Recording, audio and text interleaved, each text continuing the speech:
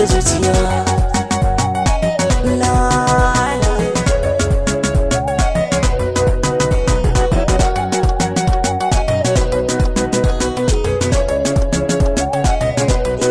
la kowanne tsuntsuwan ci kuka na gidan su ya biyo, tunda da asali na dole kamata gidan maza na yo. Tabbas ne da su kai a wurin manyan muna jiyo, dole na su kike ma na san na ku gidan akan so aka biyo.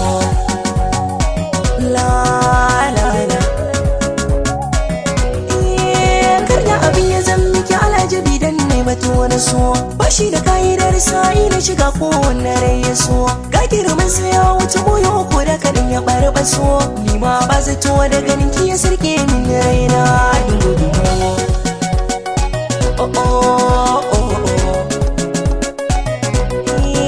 saurare ni soyayya ce na kunso za na faɗa miki, yarda da ni in ba na masauki in zauna a kusa da ki. Buɗan zuciyar ki na shiga ciki karki ne ni sha maki, raba ni da soyayya ta ki kamar ni da ajali na muka gabo.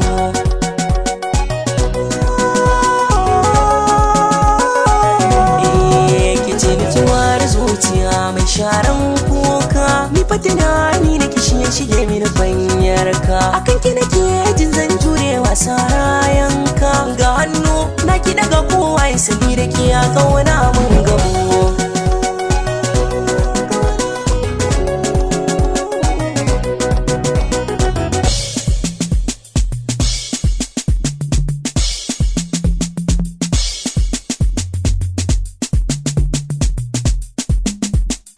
La la la